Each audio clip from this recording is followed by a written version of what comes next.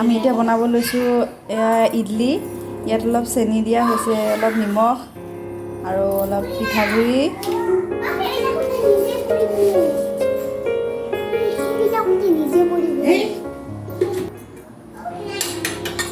ইয়াত অলপ যে মিলাই লৈছে মায়ে।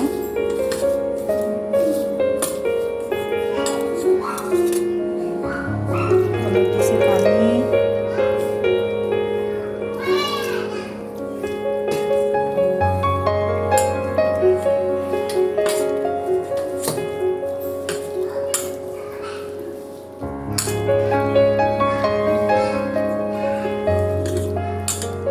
ভালদৰে মিলাই লৈছে।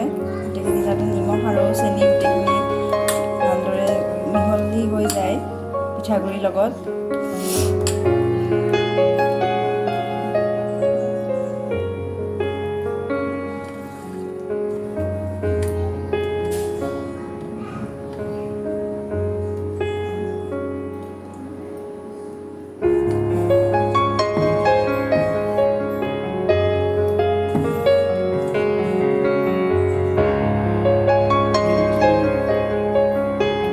ইমানখিনি পানী দিয়া হৈছে, তাত থাকেই দাগটো, যিহেতু সিমানখিনি পানী দিবই লাগিব।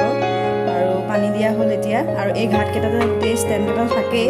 ইয়াত দি দিলে জানেই সকলোৱে, আৰু ইডলি বনোৱা একেবাৰে সহজ।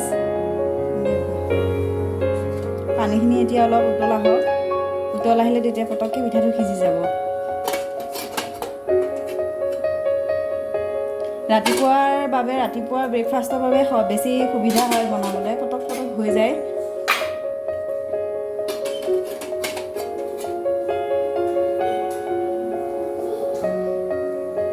ইয়াত দেখিছে তাৰ ঘাটকেইটাত ভালদৰে দিয়া হৈছে। যিহেতু 4টা ঘাট আছে, 4টা পিঠা হ'ব তলত।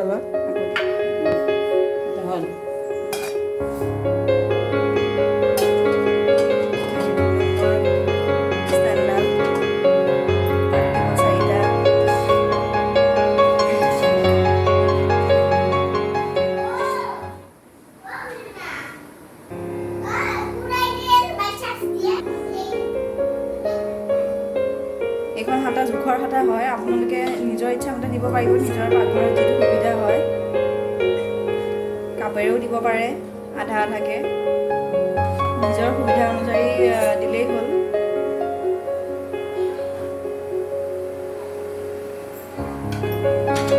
আমাৰ আৰু এখন প্লেট আছে।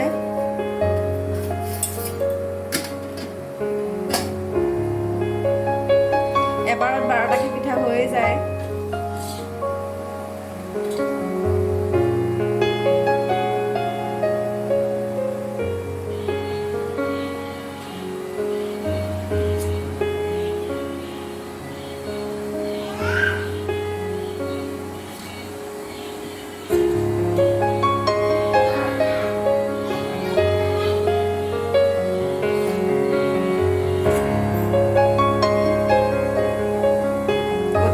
আপোনালোকে ৰাতিপুৱাৰ চাহৰ লগত এই পিঠা বনাই খাব পাৰে, ইডলিটো বনাই খাব পাৰে। খাই চাব, একেবাৰে সহজ হয়।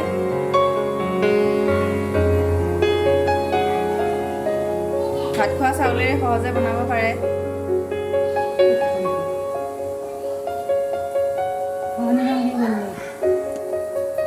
এতিয়া ঢাকনখন দিয়া যিহেতু হ'লেই, এতিয়া ঢাকনখন মাৰি দিলেই হ'ল আৰু লাগি গ'ল। গেছটো পূৰা সম্পূৰ্ণ দিয়াই আছে, হাই ফ্লেমতে আছে, যিহেতু পানীটো উতলিব লাগিব সেইবাবে।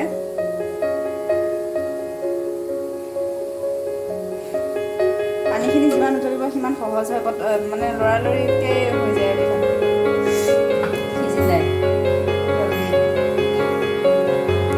এবাৰ ঢাকনখন খুলি চাওক।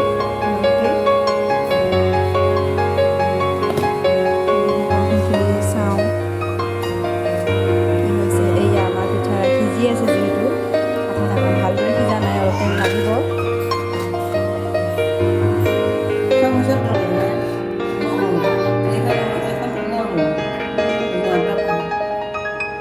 এয়া আমাৰ পিঠা সিজি গৈছে। এখন ষ্টিল যিহেতু উলিয়ালে, আৰু এই পিঠা ইয়াত ইয়াত যিহেতু অলপ অকণমান বৰা চাউল মিক্স আছিলে সেইবাবে মানে লাগি গৈছিল অলপ, কিন্তু আপোনালোকে ভাতৰ চাউল ল'লে ধুনীয়া হ'ব, ভালকৈ এৰি আহিব।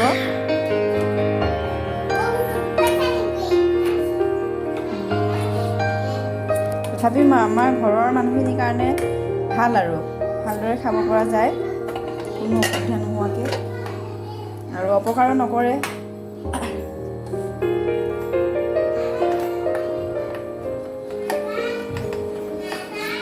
বেলেগ পিঠা বেছি টাইম লাগে, এইখিনিত টাইম নালাগে, খুব কম সময়ৰ ভিতৰতে সোনকালে হৈ যায়। আৰু এখন ষ্টিল আছে, এইখন উলিয়াওঁ, গৰম আছে।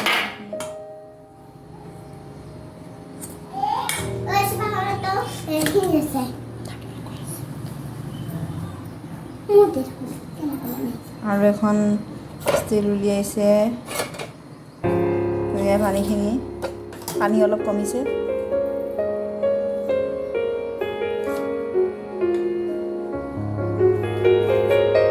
কি ধুনীয়াকৈ এৰি আহিছে। ঠাণ্ডা হ'লে গৰমে গৰমে খাই বেছি সোৱাদ লাগে।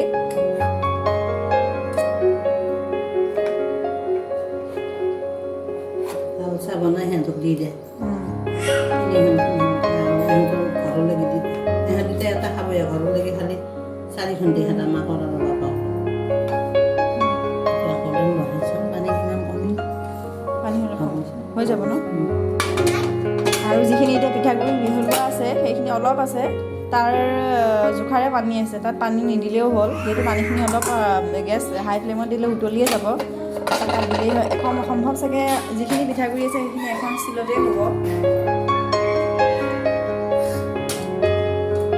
আপুনি মা এইটো ক'ৰ পৰা কিনি আনিছিলে? মই এই হেৰি জগন্নাথৰ গামোচা আনিছিলোঁ 150 টকা, বহুতে আনিছে, কিন্তু চবে 2টা ক'ত পালে, মই 3টা ক'ত পালোঁ। মা যেতিয়া ভাৰত ভ্ৰমণত গৈছিলে তেতিয়া আনিছিলে, আৰু এইটো বহুত উপকাৰী বস্তু। এতিয়া সহজতে বোলে কম সময়ৰ ভিতৰতে কিবা এটা বনাই খাওঁ। বেছি মায়ে কৈ আছে, ওচৰৰ বৌ এজনী আমাৰ বেছিকৈ মানে এইটো ব্যৱহাৰ কৰিছিলে, সেইটো কৈছে।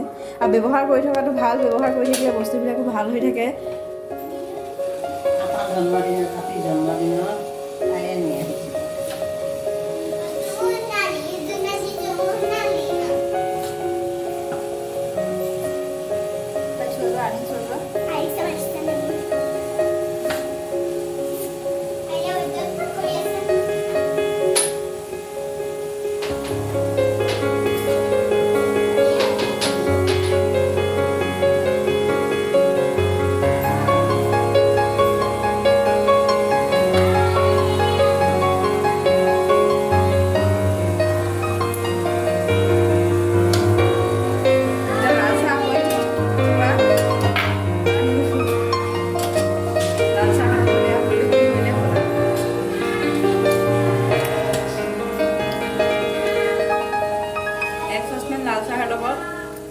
দুটা পিঠা মজাই বেলেগ।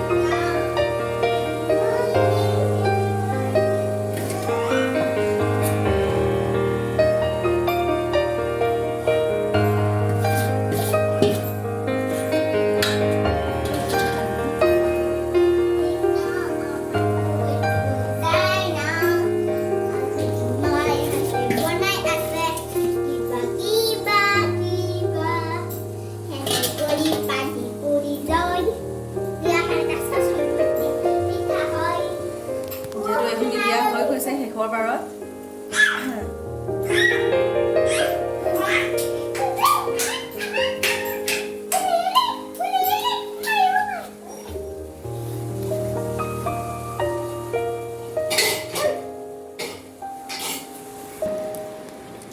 পিঠা খাই কেনেকুৱা লাগিছে ছোৱালী? কিমান ভাল লাগিছে? কোনে বনাইছে? আইতাই বনাইছে। চাই লওঁ আকৌ এবাৰ কি দিছে নাই। সেয়া চাওক কি ধুনীয়াকৈ ইডলি আমাৰ ৰেডি হৈ আছে আৰু সিজি আছে। অকণমান টাইম লাগিব। পুনৰ ঢাকনখন মাৰি দিওঁ আৰু আমাৰ ইডলি পটককৈ ৰেডি হৈ যাব।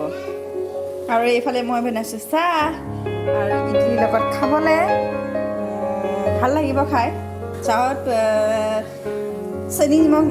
চেনি দিয়া নাই, নিমখ দিছোঁ, চাহপাত দিছোঁ। মানে কি ইডলিৰ লগত যিহেতু আমি ইডলিত মিঠা থাকে, সেইবাবে মানে লাল চাহ একাপ মানে নিমখ চাহ হ'লে বেছি ভাল হয় আৰু।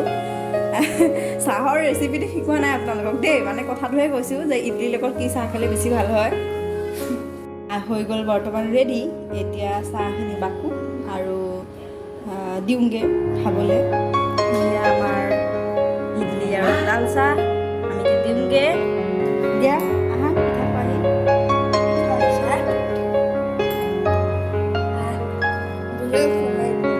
খাই ভাল লাগিছে লাল চাহৰ লগত খাই। এতিয়া লাল চাহো অলপ খাই লোৱা, গৰম গৰম দেই, বঢ়িয়া। এতিয়া আহি আছোঁ ওপৰলৈ চাহ দিবলে। এয়া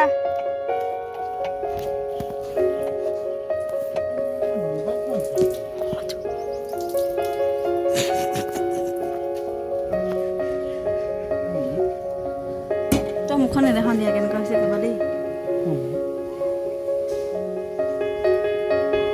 ভাল হৈছে নে?